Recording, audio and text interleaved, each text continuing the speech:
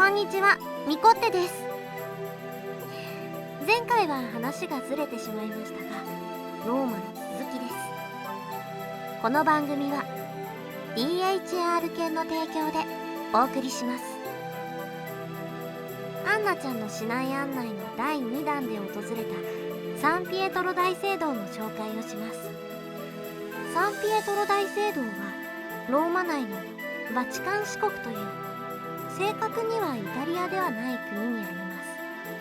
これはイタリアという国の成り立ちに関係していますが、日本に例えるなら最初は大名の小国家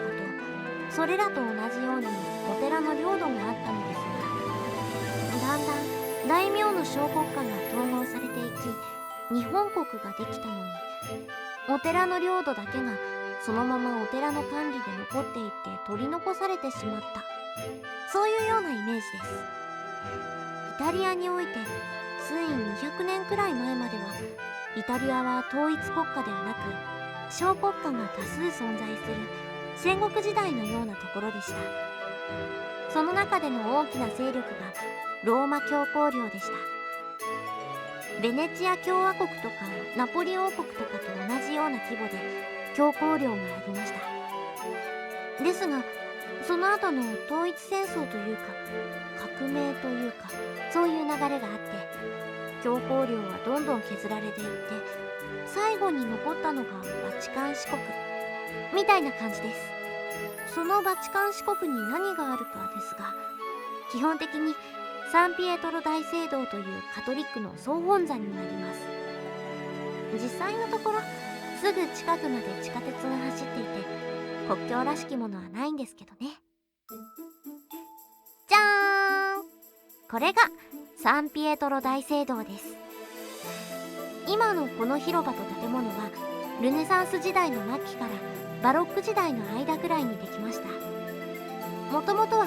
紀元300年くらいの建物を使っていたのですが、さすがに1500年くらいになると老朽化が激しく建て直しをしたものが今のものになっています。最初の設計者の中にはラファエロ・サンティもいました。ボルジア欲望の系譜というテレビドラマには建て替え前の様子で撮影されています。このドラマ、うっそうとした中世のヨーロッパの雰囲気がよく出ていて、ローマの路地裏のような空気を感じます。この広場というのはバロック時代のベルニーニという彫刻家がデザインしました。当時は芸術家というのは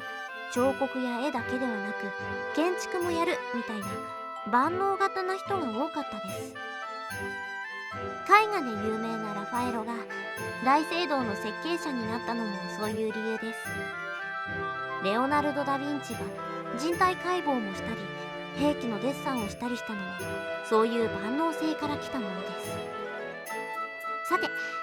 クリスちゃんたちはこの後大聖堂のクーポラに渡りました。クーポラというのは塔の上に半球の屋根が乗っているような建物を指します。クーポラの上には登れるようになっています。お金を払えばエレベーターもありますが、最上階の方に行くとすごく狭くて急な階段になっていて、登りきるとパーッと景色が広がります。気持ちのいい風が吹いてローマが一望できます。大聖堂の方は混んでいるのですが、こちらは結構空いてましたよ。さてお腹が空いたら市中でお昼になりますが、歩くと結構疲れるんですよね。近くにジェラート屋さんが多いのでふらっと立ち寄って冷たいアイスで涼しむのがおすすめです。午後は何をするかですが、観光地を回りながら街中を彩る彫刻を見て回るのがモデルコースの一つです。日本の観光地も素晴らしいですが、街中にこれだけの密度で石の芸術があふれるという外国の空気が満喫できます。私も難しい芸術は分かりませんが、街中の彫刻やふらっと教会に入って絵や彫刻を見て、これいいなーみたいなものを写真を撮ったり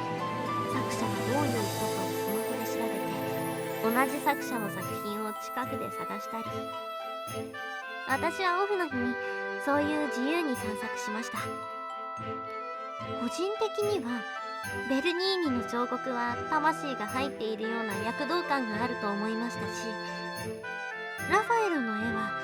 ルネサンス時代の写実的を一歩通り越してちょっと萌え絵みたいなエッセンスが入っているようで好きです。ゲームの中ではアンナちゃんは天使の絵や像が好きと言っていました。そういうテーマの一つですし、私はベルニーニとラファエロの作品巡りをしていました。こういう超一級の美術品が街中にあるというのが素敵だと思いました。上野の美術館で見ることができることもあるけど、それは展示されたものであり、街の中に自然に置いてあるそれを見るにはやはりローマに行くしかないなと思いました。こういう楽しみ方は友達とワイワイ旅行するのとは違って一人旅の楽しみ方かもしれませんね。続く。